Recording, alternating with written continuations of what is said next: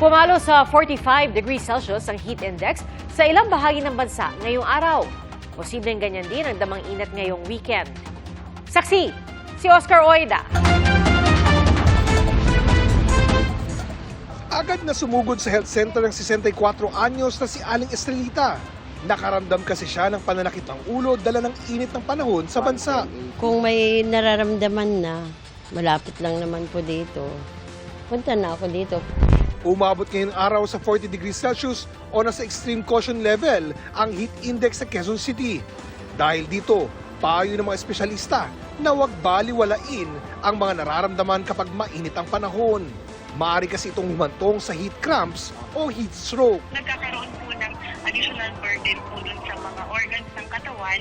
Kaya po pag hindi po kinaya ng katawan po natin, pwedeng mag-lead ng failure po. Dapat po talaga is may daladala po tayo lagi ng tubig po natin. Lagi po tayo iinom ng tubig kahit hindi po tayo nauuhaw. And from time to time, kailangan nasa lilim po tayo.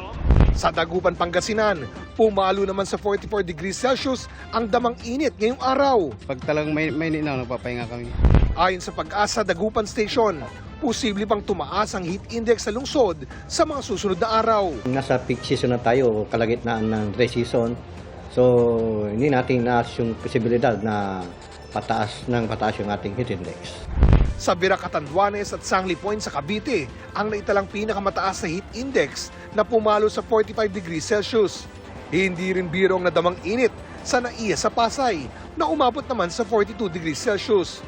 Ayon sa Pag-asa, mas mataas pa rin ang mga naitalang heat index noong nakaraang taon. On record, 2024 was the warmest year so far globally, especially April. So may mga areas globally na nagkaroon ng heat wave at dito sa atin recorded yung mga matataas na heat index.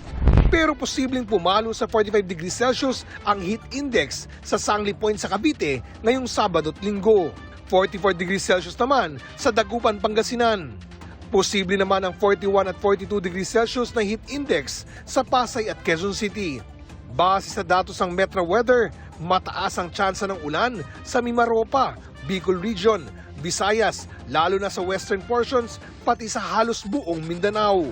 Posible rin ang kalat-kalat na ulan sa Northern Luzon. Ganyan din ang mararanasan pagsapit ng linggo. May tsansa rin ng thunderstorm sa Metro Manila ngayong weekend, lalo na sa linggo ng hapon. Para sa GMA Integrated News, ako si Oscar Oida, ang inyong saksi! Mga kapuso, maging una sa saksi. Mag-subscribe sa GMA Integrated News sa YouTube para sa iba't ibang balita.